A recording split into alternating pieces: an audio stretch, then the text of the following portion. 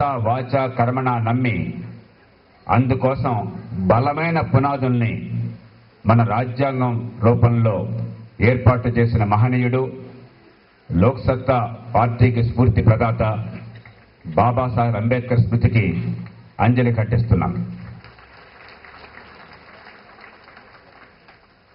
2006లో మనం ఒక ఉదాత్తమైన లక్ష్యంతో లోక్సత్తా పార్టీని ఏర్పాటు చేసుకున్నాం. వికటాట్టహాసం చేస్తూ మనం ఏర్పాటు చేసుకోవాలా. అత్యవసరంగా విజయదుందుభి మ్రోగించి అధికారాన్ని చేపట్టి దోపిడీలో పాలు పంచుకోవాలని మనం ఈ పార్టీని ఏర్పాటు చేసుకోవాలా. ఈ దేశం గట్టెక్కాలంటే, మన యువతకు భవిష్యత్తు కావాలంటే, పుట్టుకతో వివక్ష లేకుండా ప్రతి ఒక్కళ్ళకి ఎదిగే అవకాశాలు రావాలంటే, ఈ జాతి ప్రపంచంలో తలెత్తుకు తిరగాలంటే నిజాయితీతో నిర్భీతితో దేశ సంక్షేమాన్ని కోరేటువంటి ఆలోచన పరులంతా కూడా రాజకీయంలోకి అడుగు పెట్టాలి. ఒడ్డున కూర్చుని గడ్డలేస్తే లాభం లేదు. మనమంతా మౌన ప్రేక్షకుల్లా మిగిలిపోయినట్టయితే జాతికి ద్రోహం చేసిన వాళ్ళం అవుతాం. వారసత్వం, గోండాగిరి, అక్రమార్జన తప్ప రాజకీయంలో మరో మార్గం లేకుండా పోతుంది అన్న స్పృహతో, స్ఫూర్తితో, ఆవేదనతో మనం 4 ఏళ్ల నాడు కొత్త రాజకీయానికి వేదికగా లోక్సత్తా పార్టీని ఏర్పాటు చేసుకున్నాం. ఆనాడు ఈ నగరంలో ప్రారంభ సమావేశం జరిగినప్పుడు ఎందుకు ఈ పార్టీ అవసరమో చాలా స్పష్టంగా ఈ రాష్ట్ర ప్రజలకి, దేశ ప్రజలకి వివరించాం. 2007 అక్టోబర్ 2 నాడు తిరుపతిలో మన వార్షిక సమావేశం జరుపుకుంటున్నప్పుడు అభివృద్ధి, సంక్షేమం ఆ రెంటికి మధ్య ఎలా వారధి కట్టాలో విస్పష్టమైన విధాన ప్రకటన ద్వారా ప్రజల ముందుకు వచ్చాం. 2008లో విజయవాడ నగరంలో ద్వితీయ వార్షికోత్సవంలో ఎన్నికలు రాబోతున్నాయి కాబట్టి 2009లో ఒక విస్పష్టమైన, వినూతనమైన, నిజాయితీతో కూడిన ఈ దేశ ప్రజలకి, రాష్ట్ర ప్రజలకి అవసరమైన ఎజెండాని ప్రజల ముందు ఉంచే ప్రయత్నం చేశాం.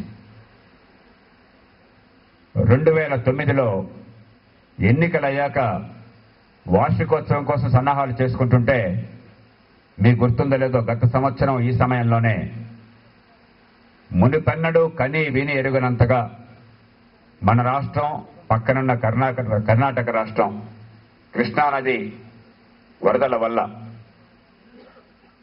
అతలకుతలమైనాయి.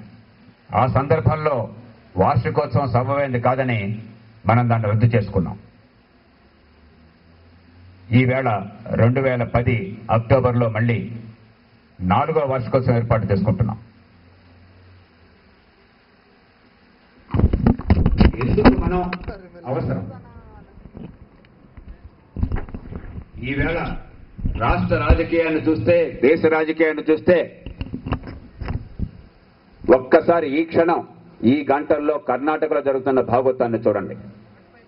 ఇప్పుడే కొద్ది నిమిషాల క్రితమే సందేశం వచ్చింది. శాసనసభలో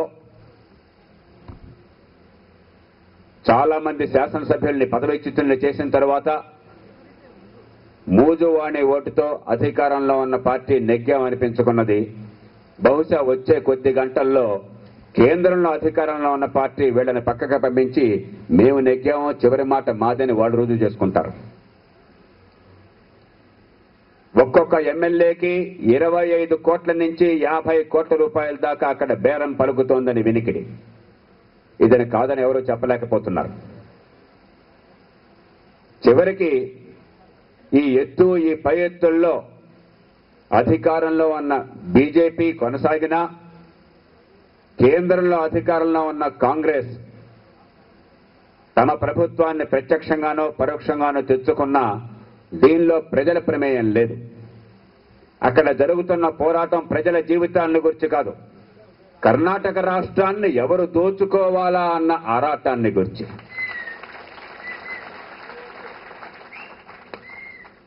ఇక మన రాష్ట్రానికి వస్తే అధికారంలో ఉన్న ఒక పార్టీ ఇప్పటికే వేల కోట్ల రూపాయలు సొమ్ములు చేసుకున్నా కూడా అది చాలదు, మొన్న ఎన్నికల్లో పెట్టుబడి పెట్టాం, ఇంకో 4 ఏళ్లు మాకు అవకాశం ఉంది, ఎలా దోచుకుందామా అని రాత్రింబవళ్ళు పాపం అవిశ్రాంతంగా పోరాడుతుంటే ఆ పార్టీలో మరో వర్గం దీనిలో మాకు వాటా ఎక్కడ, దోచుకునే అధికారం మాకు పూర్తిగా ఉంటే మధ్యలో మీరేమిటి అని గతించిన వాళ్ల ఫోటోలు పెట్టుకుని ఒక వ్యక్తి చుట్టూ, వ్యక్తి ఆరాధన చుట్టూ పోరాటం చేస్తోంది. ప్రతిపక్షంలో ఉన్న ప్రధాన పార్టీ ఈ అధికారంలో దోపిడీలో మాకు వాటా ఎప్పుడు దొరుకుతుంది, అసలు దొరకదేమో అన్న అభద్రతతో ప్రతి అంశం మీద మీరేం చెప్పినా కూడా, ఏం చెప్పారో మాకు అనవసరం, మీరేం చెప్పినా కాదు, మేము వ్యతిరేకం, జనంలోకి పోతాం, కోట్లు ఖర్చు పెడతాం, గందరగోళం సృష్టిస్తాం, అధికారం కోసం అని చెప్పిన రాజీ లేని పోరాటం చేస్తామని వారు ఎన్నికలు 4 ఏళ్లున్నా కూడా ప్రతిరోజు ఎన్నికల ప్రచారంలో మునిగిపోయారు. ఇక మరో పార్టీ అధికారంలో ఉన్న వాళ్ళ పంచన చేరి దానిలో వాటా పొందాలా, ప్రతిపక్షంగా ఉండి రోజు వీధుల్లోకి వెళ్లాలా, ఏది తెలుసుకోలేక డోలాయమానంలో పడి ఒకరోజు అటు మరో రోజు ఇటు. మంత్రివర్గం విస్తరణ ఉంటే మనకు ఛాన్స్ వస్తుందేమన్న ఆశ ఓ పక్కన, అధికారంలో పాలు పంచుకుంటే తిరస్కారానికి గురవుతున్న భయం మరో పక్కన, వాటి మధ్య నలిగిపోతోంది మరో పార్టీ. ఇంకో పక్కన కేవలం ప్రజల్లో విద్వేషాలను రెచ్చగొట్టడం, విభజనల్ని ప్రోత్సహించటం, మాత్సర్యాన్ని పెంచటం, ఆగ్రహాన్ని రేకెత్తడం, వాటిని కొంతమంది అధికారం కోసం మార్గంగా మలుచుకోవటం, అదే మార్గంగా మరికొందరు సాగుతున్నారు. వీటన్నిటి మధ్య అక్కడ కర్ణాటకలో చూడండి, ఇక్కడ ఆంధ్రప్రదేశ్లో చూడండి, ప్రజల గోడు పట్టిన వారు లేరు, జనం జీవితానికి పరిష్కారాన్ని చూపెట్టేవాళ్ళు లేరు, పాలనకి మార్గాన్ని వేసేవాళ్ళు లేరు. ఈవేళ ప్రజలకి పాలకులకి మధ్య, సమాజానికి రాజకీయానికి మధ్య ఒక భయంకరమైన అగాధం ఏర్పడింది. సమాజం, ఆర్థిక వ్యవస్థ చాలా వేగంగా ముందుకెళ్లాలని పోరాడుతున్నాయి. కానీ రాజకీయం వాళ్ల సొంత ప్రయోజనం కోసం ఈ ప్రజలని, ఆర్థిక వ్యవస్థని కాళ్లకి బంధాలు వేసి వెనక్కి లాగుతోంది. ప్రజలు, సమాజం 21వ శతాబ్దంలో ఉంటే రాజకీయం 19వ శతాబ్దంలో ఉండి మేము, మా కొడుకులు, మా పిల్లలు తప్ప రాజకీయానికి మరో అర్థం లేదు. రాజకీయం మా గురించి, నాయకులను గురించి, వాళ్ల పిల్లల జీవితాలను గురించి. మీ బిడ్డల భవిష్యత్తుని సమాధి చేసి మా పిల్లలకి పునాది కట్టుకుంటాం, అది మా జన్మ హక్కు. మీరు కేవలం నిమిత్త మాత్రులు. ఎన్నికల రోజున మేము డబ్బిస్తే, బ్రాందీ పోయిస్తే, కులం, మతం, భాష, ప్రాంతం పేరుతో రెచ్చగొడితే, ఎన్నికల తర్వాత అన్ని ఉచితంగా ఇస్తామని వాగ్దానాలు గుప్పిస్తే మీరు వచ్చి నోరు మూసుకుని ఓటు వేయండి. అది అయిపోయాక మళ్ళీ 5 ఏళ్ల పాటు దోచుకోవటం మా జన్మ హక్కు.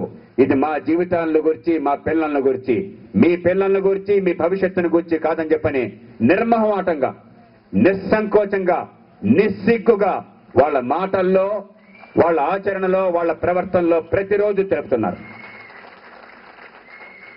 ఈవేళ కర్ణాటకలో జరుగుతున్న రాజకీయ భాగోతానికి, మన రాష్ట్రంలో జరుగుతున్న రాజకీయ చదరంగానికి స్పష్టమైన అర్థం అది.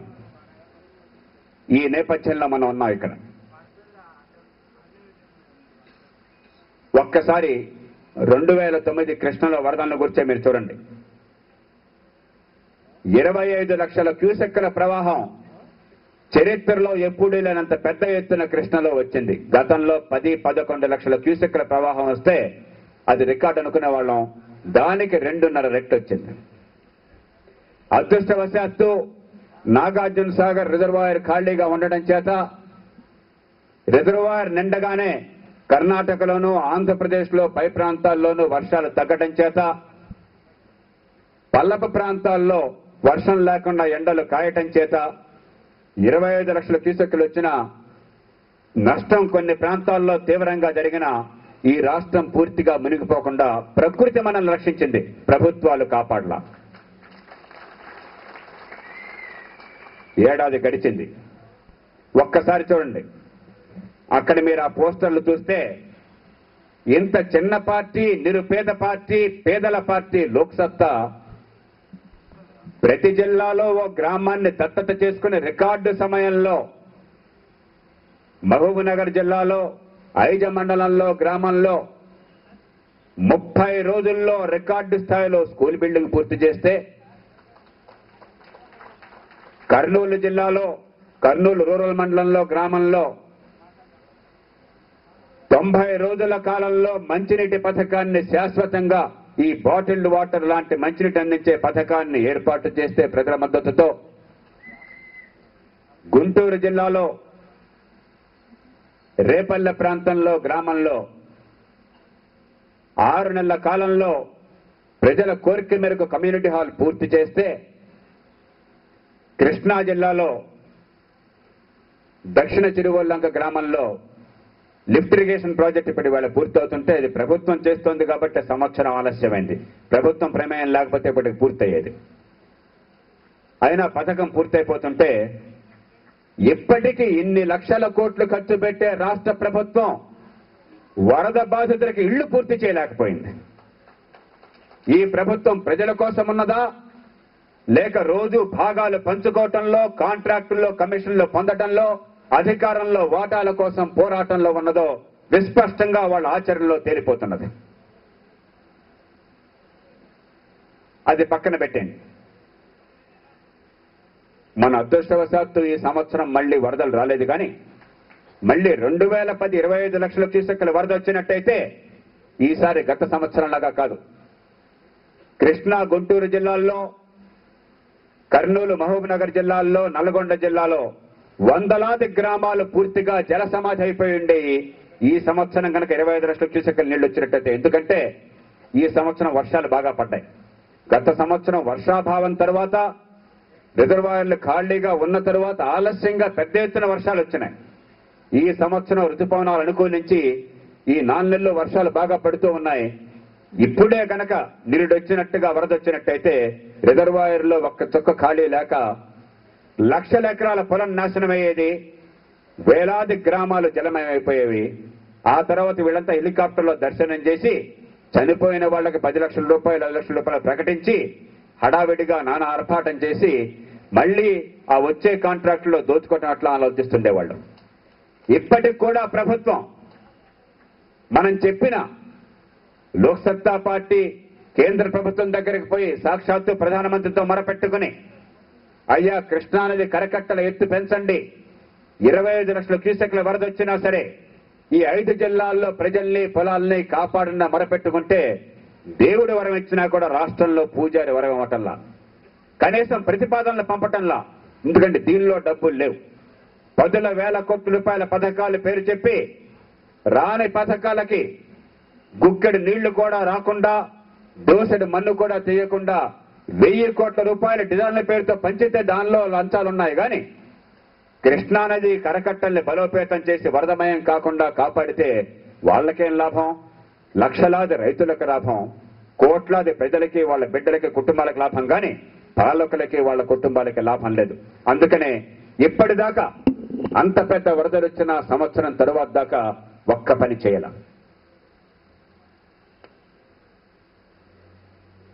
ఈవేళ ప్రకృతి అనుకూలించి పంటలు పండుతుంటే నల్లదోమ విపరీతంగా వరి పంటకి ఈ రాష్ట్రంలో సోకుతున్నది. కాస్త ఎండొచ్చి 4 రోజులు వర్షాలు తగ్గి రైతుల అదృష్టం ఉంటే నల్లదోమ అదుపులోకి రావాల్సిందే. కానీ ప్రభుత్వం వల్ల, వ్యవసాయ శాఖ వల్ల, ప్రభుత్వ యంత్రాంగం వల్ల ఏమాత్రం లేదు.